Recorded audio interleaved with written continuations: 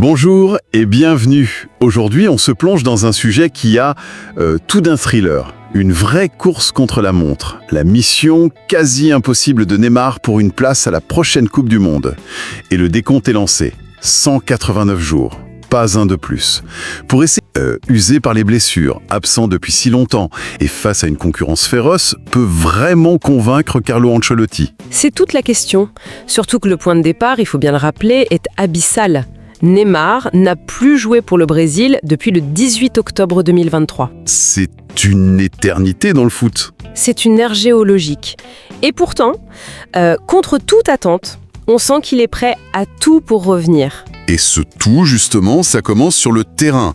L'analyse de l'équipe s'ouvre là-dessus, sur sa situation en club, à Santos, et c'est spectaculaire. C'est le mot. Récemment, il sort une performance. Hors norme. Hors norme, exactement.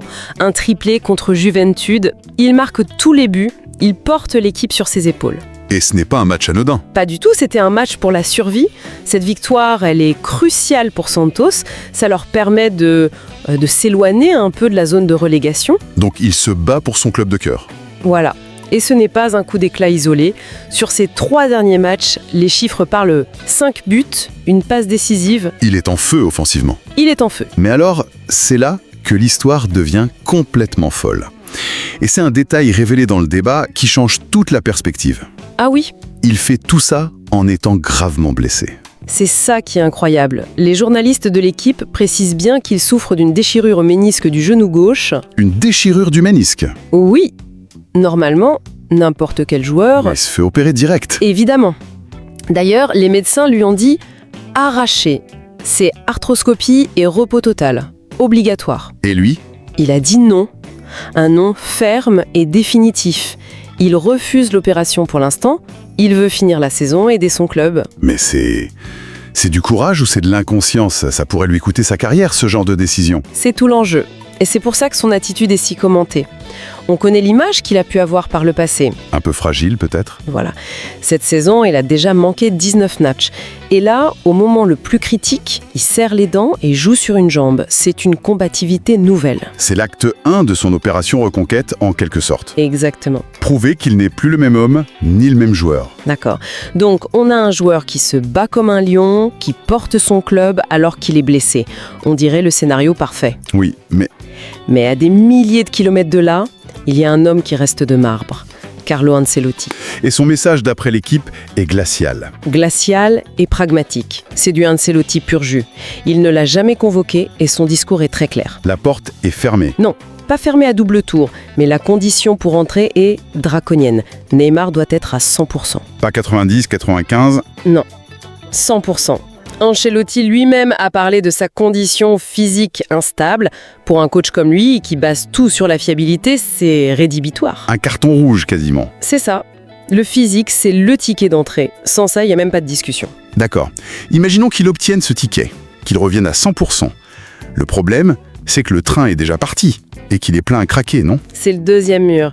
Et celui-là, il est peut-être encore plus haut. La concurrence. La concurrence est féroce. Ancelotti a profité de son absence, il a tout rebattu. Il a trouvé d'autres joueurs, d'autres systèmes. Tout à fait. Et dans le secteur offensif, là où Neymar pourrait jouer, c'est la jungle. On parle de qui concrètement? Des joueurs en pleine bourre, Rodrigo, qu'Ancelotti adore, Lucas Paqueta, Martinelli, Cunha.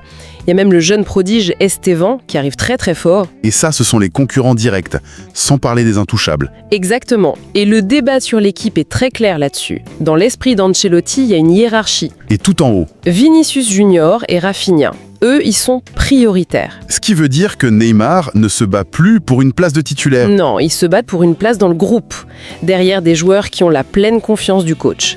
La hiérarchie est totalement inversée par rapport à avant. Face à ce constat, on comprend que les analystes soient divisés. Il y a le camp des sceptiques, mené par le journaliste Olivier Bossard. Oui, lui, son raisonnement est très factuel. Il prend la liste des joueurs, il regarde leur forme, leur importance dans le système. Et le calcul est vite fait. Voilà. Sa conclusion est simple. Neymar est hiérarchiquement derrière eux, point final. C'est un argument purement sportif basé sur l'instant T. Mais ce qui est intéressant, c'est que même lui, il apporte une nuance. Tout à fait. C'est ça qui est fort dans le débat. Le même Olivier Bossard, après ce constat implacable, il ouvre une petite porte. Laquelle? Il dit que cette jeune équipe du Brésil, si talentueuse soit-elle, manque d'une chose, L'expérience. l'expérience des très très grands rendez-vous.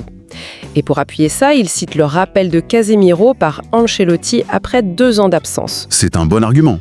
Mais Casemiro, c'est le soldat parfait. Neymar, c'est la superstar. L'ego n'est pas le même. Et c'est là toute la question. Le rappel de Casemiro montre qu'Ancelotti sait qu'il a besoin de vétérans, de leaders. La question devient donc, Neymar peut-il accepter ce costume, celui du grand frère au service du collectif? C'est ça le vrai pari. Et ça nous amène directement au camp d'en face, le camp des optimistes. Ceux qui y croient encore? Oui, ceux qui pensent qu'un Neymar à 100% avec cette nouvelle rage de vaincre, il a sa place. Mais peut-être pas là où on l'attend. C'est la partie la plus fascinante de la discussion pour moi. L'idée, ce n'est plus de voir Neymar coller la ligne de touche. Le dribbleur électrique qui provoque. C'est fini ça. Ça, c'est le Neymar du passé. L'idée, ce serait de le recentrer, de le mettre au cœur du jeu, En numéro 10. en vrai numéro 10, un meneur de jeu à l'ancienne. C'est séduisant sur le papier, mais est-ce que ça colle avec le Brésil d'aujourd'hui qui mise tout sur la vitesse, les flèches comme Vinicius ou Rodrigo? C'est le risque, bien sûr. Mettre un joueur peut-être moins explosif au milieu de cette machine, ça pourrait la ralentir. On pourrait la gripper, oui. Mais c'est aussi une opportunité. Face à des défenses très regroupées comme on en voit tout le temps en Coupe du Monde, la vitesse seule ne suffit pas. Il faut autre chose. Il faut la clé, le joueur qui trouve la passe que personne ne voit. Cette touche supplémentaire, comme ils disent. Le rôle de Neymar ne serait plus d'éliminer, mais d'organiser, d'être le cerveau. La surprise tactique du chef Ancelotti, en somme. Ce serait un coup de poker, un vrai. Alors là, on change complètement de perspective. Et ça a mené à une hypothèse encore plus radicale. L'un des consultants lançait une bombe. Oui, il a dit « Et si on se posait la mauvaise question depuis le début ?» C'est-à-dire... Et si la question n'était pas « Neymar peut-il être titulaire ?» Ah... Et donc la bonne question serait... Et si la clé, c'était justement qu'il ne le soit pas? Un remplaçant. Un remplaçant de luxe, un impact player, le joueur qui entre à la 70e minute d'un quart de finale à 0-0 pour faire basculer le match. D'accord. Mais soyons honnêtes, on parle de Neymar, l'icône absolue de la sélection depuis 10 ans. Lui demander de s'asseoir sur le banc. C'est une révolution psychologique. Complètement. Son ego peut accepter ça, non? C'est impensable, non? On pourrait le croire. Et pourtant, un des intervenants, un ancien international, est formel là-dessus. Ah oui? Il dit « Moi, à sa place, j'accepterais sans hésiter une seconde, même pour être le 5e couteau. » Il en est sûr? Il est persuadé que si Ancelotti le prend entre 4 yeux, lui parle franchement, lui explique le rôle, pour le maillot, pour le pays, Neymar acceptera. C'est une vision très très optimiste de la psychologie du joueur. Très, parce que l'histoire du foot est pleine de contre-exemples. On pense tout de suite à un exemple français, Et ils l'ont sorti dans le débat, évidemment. L'exemple de Thierry Henry en 2010. le cas des Cobles. C'est ça, Henry a accepté, en apparence, ce rôle de remplaçant. Mais tout dans son attitude montrait que c'était une situation subie. Et au final, ça n'a rien apporté de bon au groupe. Au contraire, Ça a peut-être même contribué à l'ambiance délétère. Donc la question de l'ego d'une telle star, même avec les meilleures intentions, reste un pari énorme. bon, après avoir retourné le problème dans tous les sens, les journalistes de l'équipe ont dû se mouiller, un petit sondage à main levée. Le moment de vérité La question est simple. Neymar sera-t-il oui ou non à la Coupe du Monde? et le résultat, Et très serré, ce qui montre bien que le débat est complexe. tout à fait. Mais une légère tendance se dégage quand même. 3 votes oui, il y sera. Contre 2 non. C'est ça. Et ce qui est frappant, c'est que même ceux qui votent non, on sent dans leur voix une sorte de regret. L'envie de le voir est plus forte que la raison. Le désir de revoir le génie sur la plus grande scène domine le réalisme pur. Et le débat se termine sur une note plus humaine, presque poétique. Une image, une anecdote. Oui, une image captée à la fin d'un match de Santos. On voit Neymar mort de rire en pleine discussion avec son adversaire du jour. Un certain Néné. Néné, oui, N, pour ceux qui s'en souviennent. Un ancien de la Ligue 1, passé par Paris et Monaco. Il joue encore? Il a 44 ans, il joue toujours. Et il est même le plus vieux buteur de l'histoire du championnat brésilien. Incroyable. Et voir cette complicité, ces éclats de rire entre le vétéran absolu et la star sur le retour, c'était un très beau moment. Et qu'est-ce que cette image nous dit pour notre débat. Elle est puissante parce qu'elle répond un peu à la question de l'ego. On ne voit pas une superstar inaccessible. On voit un homme plus mature, apaisé. Un autre Neymar. Peut-être, et c'est peut-être ce Neymar-là, plus serein qu'Ancelotti pourrait être tenté de prendre dans son groupe. Un leader par la joie, plus que par le statut. Si on doit résumer cette analyse très dense, on est face à un paradoxe total. Complètement. D'un côté, un Neymar qui montre une détermination folle, au point de jouer blessé. Et de l'autre, des obstacles qui semblent Titanesque. Un corps à reconstruire, un coach inflexible et une nouvelle génération qui a pris le pouvoir. C'est la synthèse parfaite. Et s'il fallait garder une dernière idée pour prolonger la réflexion, Oui. tout le débat se concentre sur le physique. Sera-t-il à 80, 90, 100%? Mais la vraie question pour Ancelotti, ce n'est peut-être pas que ça. C'est quoi alors, hein? C'est l'impact psychologique, l'immatériel. Un Neymar plus humble, revanchard, qui accepte un rôle différent.